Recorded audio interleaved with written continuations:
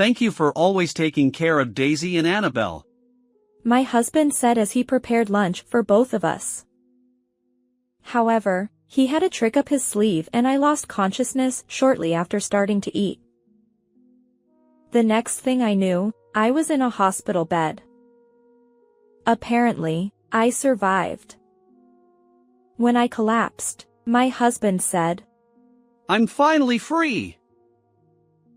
I thought he was going to kill me. My name is Vivian, and I'm 33 years old. I have a husband named Ashton who is 2 years older than me, and we have twin daughters named Daisy and Annabelle who are 5 years old. We're a family of 4. Since my husband and I both work, our daughters go to daycare. They have personalities that are very similar to mine. They're strong-willed and speak their minds, but they don't bully others. They're the type of kids who can't leave a friend alone when they're alone. They're also a bit bigger than other kids, so they're natural leaders. I think I'm a pretty straightforward person too. I'm often relied on at work, and I think I'm a bit of a big sister. On the other hand, my husband, the only man in the family, is a bit timid. I often see him being pushed around by our daughters when they ask him to take them somewhere on holidays. However, it doesn't seem like he minds being pushed around like that. I think he just wants to fulfill our cute daughter's wishes. I thought our family of 4 would continue to live together happily and cheerfully, but my husband has been changing little by little. It started with something small. His overtime work increased a little. Until now, my husband had been avoiding overtime work to spend time with our daughters. Since I have to work overtime, I used to ask him to pick up our daughters from daycare when he came home on time. However, he started working overtime once or twice a week, which was a change from before. I understand that it can't be helped if it's work. I managed to adjust my schedule and started picking up our daughters from daycare. However, our daughters were a little unhappy about it. Actually, when my husband picked them up, he bought them sweets about half the time on the way back. They complained that they couldn't get sweets anymore because I was picking them up. Well, no matter how much they complain, I'm not as sweet as my husband, so I don't intend to buy them sweets. With this kind of life continuing, my husband's overtime work is said to increase a little more. The number of days won't change, but the hours will be longer. I don't know what kind of work my husband does since we work for different companies. I couldn't bring myself to blame my husband, who looked apologetic, and had no choice but to accept it.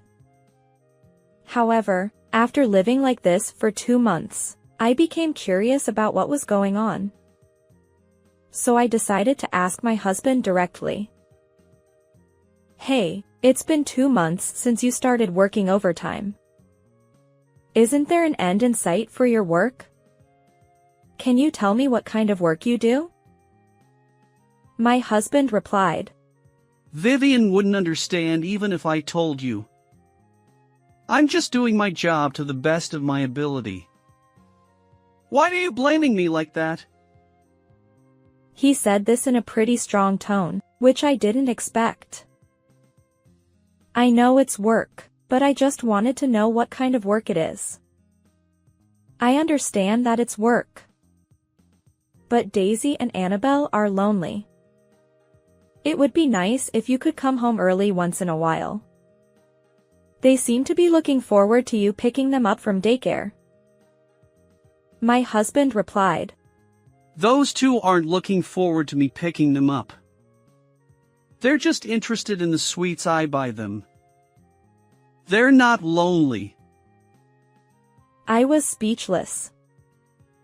I never expected my husband to say something like that. Taking advantage of the fact that I didn't answer, my husband finally said, I'm going to be busy with work from now on. It seemed like he wanted to end the conversation. I was so sad about my husband's change that I wondered if his personality had changed because of the overtime work. Another month passed. My husband started working overtime almost every week. On days when I couldn't finish work, I had no choice but to put our daughters in extended daycare. As a result, their bedtime became later, which I knew wasn't good for their health. But work wouldn't wait. And then my husband started going out alone even on holidays. Until recently, he would respond to our daughters' requests, but now he avoids them by saying things like, "I feel like going out alone today," or "I have to work on my day off today," or "I'm tired today, so please be quiet." Our daughters look obviously lonely. Is Daddy busy today too? Won't he play with Annabelle and me? When she says something like this, I get sad too. So I started taking them out more. I also borrowed my parents' help to make up for the reduced time I spent with my husband. I started to think that my husband's behavior had changed too much. I began to think that this was a family crisis. And then the incident happened. It was a holiday. Our daughters were being taken care of by my parents. My husband was at home on a rare holiday and said to me, "I'll make lunch today, so let's eat together." It had been months since my husband cooked for me. I think it was before he started working overtime. It's rare. I couldn't be happy about it, so I said this. "It's a thank you for always taking care of Daisy and Annabelle." He started making lunch. He said he could do it alone, so he didn't let me into the kitchen. And in no time, he finished making beef stew for lunch. When he was ready, he called me to the dining room. "Okay, it's ready. Let's eat together." He said it brightly. Even though it was lunchtime, he took out wine. "Daisy and Annabelle aren't here today, so how about some wine?" Although I thought it was really unusual, I decided to have some wine that would go well with the beef stew. Cheers! And so the meal began. The beef stew my husband made was very delicious and went well with the wine. As I ate a little more, I began to feel sick. Oh. What happened? At the same time, I started to feel sleepy. Was I already drunk? I'm usually good with alcohol. But the sickness and sleepiness only got worse, and I ended up losing consciousness. Just before I lost consciousness, I heard my husband say, "I'm finally free!" The next day, I woke up in an unfamiliar place. My father-in-law was the first to notice that I had woken up. "Vivian, are you awake? Don't worry. You're in the hospital." Hospital? Why am I here? My questions were not answered. Then I saw my mother-in-law crying in the corner of the hospital room. What's wrong? When I spoke up, my mother-in-law approached me with a start. "Vivian, I'm really sorry about Ashton." It seemed that my husband was involved in my hospitalization. But he wasn't here. Where is Ashton now? When I asked, my in-laws' faces clouded over a little. "I'm sorry, but after Ashton told us that you had collapsed, he disappeared without saying anything. We've been asking around since yesterday, but we don't know where he is." That's what my mother-in-law said. Was my husband gone? I had a vague idea of where he might be. But what about my condition? My father-in-law answered that question. It seems that there were sleeping pills and pesticides mixed in with yesterday's lunch. Vivian ate it and got sick. And the wine you drank with it doubled the effect of the sleeping pills. Did my husband use pesticides? Thanks to the early discovery, we were able to treat it quickly. That's what my father-in-law said. Why did my husband contact my in-laws even though he had put pesticides in my food himself? I forgot to ask that. He must have wanted to kill me, judging from his words about being free. There were many mysteries about my husband's words and actions. My parents took care of my daughters while I was unconscious. That's why they didn't come to the hospital room. I finally understood that. I stayed in the hospital for one more day for tests and was discharged the next day. I was surprised that I was so energetic despite having eaten pesticides.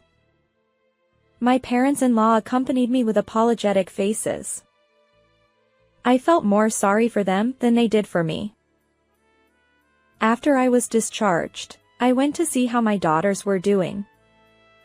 Even though I hadn't seen them for 3 days, it felt like a long-awaited reunion. And I asked them to stay at my parents' house for a little longer. I had to head to the battlefield. The battlefield was an apartment. I rang the intercom with determination. Then I heard a man's voice from inside. It was a voice I recognized. Yes, who is it? It's me. Vivian. I answered, and there was a loud noise from inside. After a while, the door opened, and my husband came out. His face was pale. Vivian, why are you here? That was my husband's first word. A wife should know where her cheating husband is. I said it loudly on purpose. Then my husband panicked. Can you speak a little quieter?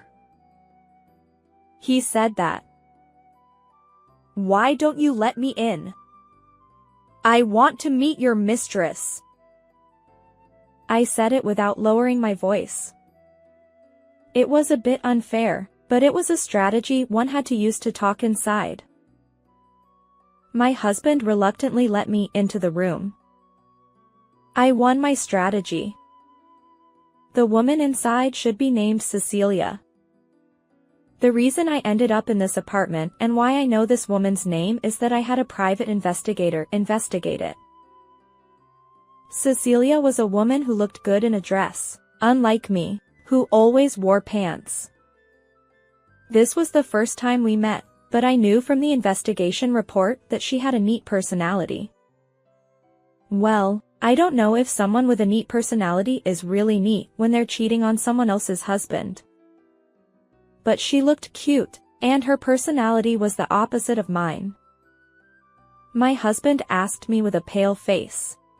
Are you okay? Oh, right. I forgot. My husband made me drink pesticides. And sleeping pills too. What was the meaning of these sleeping pills? I had a lot of questions to ask. I'm fine. I had a thorough examination and everything's okay. But why did you try to kill me? You called your mother early on, but you wanted to kill me? And what was the reason for the sleeping pills? I don't understand your behavior at all. Then my husband muttered something. I didn't try to kill you. Well, maybe I thought about it at first, so I gave you sleeping pills to delay the discovery. But I got scared, so I couldn't call an ambulance, but I called my mother. If you were found, I thought my mother would take you to the hospital. I see. So you ran away here? I said it sarcastically. But it was true. I'm sorry. I might have thought about killing you at first, but I didn't do it, did I? So can you forgive me? Huh? I sighed heavily. I couldn't forgive him for trying to kill me. Besides, only with such a cheap apology. I want to know what you wanted to do after trying to kill me. Did you want to remarry Cecilia, who is there? And what did you mean when you said you became free on the day you put pesticides in my food? What does that mean? I asked him a series of questions. My husband answered slowly while looking flustered. I was going to remarry Cecilia if you were dead. I was tired. I couldn't keep up with the power of you, Daisy, and Annabelle. That's why I said I became free. I see. So that's what it was. Was my weak-willed husband really cornered? But he was cheating on me? You cheated on me and then you're saying we cornered you? What are you talking about? You made an escape route for yourself. Who came up with this plan? If you say you came up with it because you were cornered, I can believe you, but if Cecilia is involved even a little bit, I won't forgive you. Then Cecilia spoke up. I came up with this plan. I couldn't stand to see Ashton being cornered like that. So if you won't forgive him, then I'm also. Was she trying to feel like a supportive wife? But she had made a very dangerous plan. So in the end, you two came up with the plan together. I understand. I recorded this testimony, so I'll file a complaint with the police. If you have anything to say in defense of your infidelity, please do. I'll record it on this voice recorder and let my lawyer listen to it later. Let's see which one of us can recommend divorce more advantageously. I said that and took out the voice recorder that I had been recording until now. I got tired of the busy daily life, and then Cecilia from the same company started to look very cute to me. I knew it was wrong. I should have divorced Vivian before cheating. I'm really sorry. And I don't need Daisy and Annabelle's custody. I want to live quietly with Cecilia from now on. He apologized, but he still cheated on me, and he didn't care about our daughters. Then you'll pay for the infidelity compensation and Daisy and Annabelle's child support every month. Even if you say you're giving up custody, they're still your children. Paying child support is your duty as a parent. Then, I know that. I just don't want to live with them. But I think they're cute. I'll pay child support, so I want to see them occasionally. You can't do that. You're going to cheat because you hate Daisy and Annabelle, right? That's too selfish of you. Well, I'll explain this to Daisy and Annabelle and let you see them if they want to, but... My husband slumped down. And then I said, let's decide the amount of compensation for the divorce through a lawyer later. And as for the matter of you trying to kill me, I'm not going to settle or anything, so you better pay for your crime. And the compensation for the pain you caused me will be added to the compensation for the affair, so be prepared. My husband seemed to lower his head even more. Then I turned to Cecilia. You've been acting cool since a while ago, but you're going to be arrested by the police too. And I'm going to make you pay the compensation for the affair too, so you better be prepared. Cecilia had no choice but to slump down too. The rest of the story. My husband and Cecilia were taken away by the police after I submitted the complaint and the voice recorder data. I think they will probably be arrested for attempted murder. They won't be able to avoid going to prison once the sentence is confirmed. Before that, I divorced my husband. The compensation I received from my ex-husband and Cecilia was quite a large amount. And the monthly child support my ex-husband had to pay for 2 children was $800 a month. How hard it must be to pay this amount while paying back the debt of compensation that he and Cecilia chose. By the way, my ex-in-laws were completely on my side and they said they cut off their ties with their son. This means that my ex-husband has no one to rely on anymore. Well, I hope he remarries Cecilia or something and keeps paying the child support.